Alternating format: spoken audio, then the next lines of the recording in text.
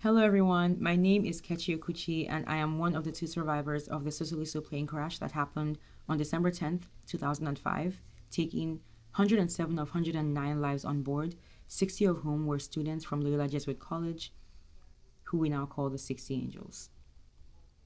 Today is a major milestone. It is the 20th anniversary of that plane crash, and it's sort of unbelievable that so much time has passed already.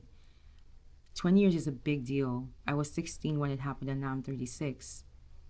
So much life has happened from that day till this moment for all of us. But I feel like, every time this day rolls around, every one of us who was affected by that accident, we have this feeling of, at least I do, of just kind of it's like a grounding feeling where you're forced to kind of face the reality of mortality. The fact that, life is not promised, tomorrow is not promised, anything can happen and drastically change the course of your life. And it's just something that makes me very reflective. I feel like a lot of us can relate to that feeling. I really wanted to be in Nigeria for this day. I was in Nigeria for the 10-year anniversary. And so it just feels right to be in Nigeria in person for every, major milestone that commemorates this day. I was really sad when they had to cancel the event that, they were going to hold in LJC for this day. But understandably, safety is always paramount, and all the political unrest, it just, it makes sense that they had to cancel. But at least we have this, platform where we can all share our tributes. So I'm grateful for that too. Um, Honestly, yeah, I'm just very reflective today. I'm thinking about, I just always have to, I do a lot of speaking engagements. So I do have to tell the story of what happened that day, like all the time. But on this particular day, it's not really about the story. It's about the feeling that I had that day that I feel like, will never go away for the rest of my life. I remember everything that happened that day vividly, and I think I will forever. But I also remember the feelings I was having during the time when the plane was like going down. I remember all the confusion, and I remember holding one of my closest friends' hands from across the aisle, thinking that this was the end for real. And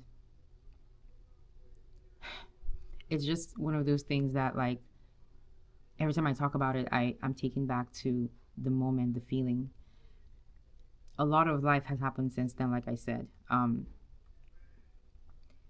In the beginning, right after the accident, things were very hard. It was a very long recovery process. I remember the doctor said that burns are such an insult to the human body because of how it ravages the skin.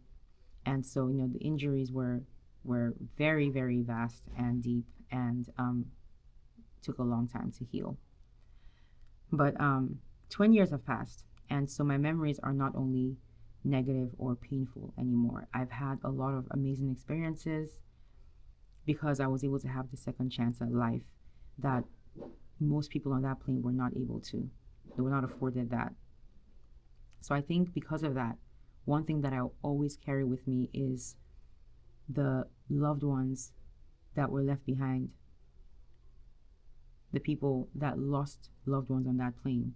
Those people I carry with me everywhere, especially the parents of the kids, the 60 Angels, because these are people that, despite their loss, despite their grief, they rooted for me, they reached out to me, they supported me, they became a part of my support system, which is the primary reason that I'm able to be here, standing, living my life, being myself today.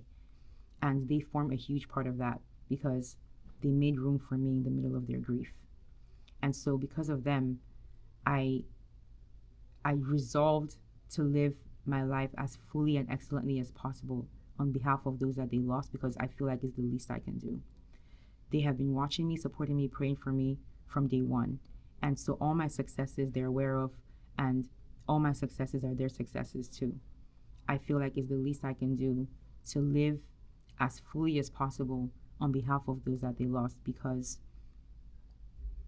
it's just a responsibility that I put on myself, to make sure that I make them proud, those that we lost and their loved ones. So today I'm reminded of that. I'm just reminded of the fact that I have a purpose that I set for myself. I hope it's God's purpose for me, but it's one that I've always felt strongly about nonetheless.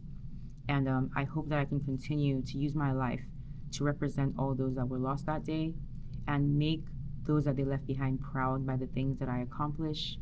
And I know a lot of them have always told me that I don't need to do anything grand or feel pressure to be great. I just need to live well. And I'm taking that to heart. I always have.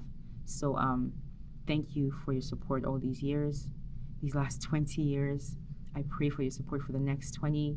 And I know today is hard for all of us. I pray that as we remember those that we lost, we also remember the wonderful memories that we shared with them before we lost them. And I pray for strength to continue on for the next 20 years and to live as fully and as well as we can on their behalf. Thank you so much for listening, and everyone have a blessed day.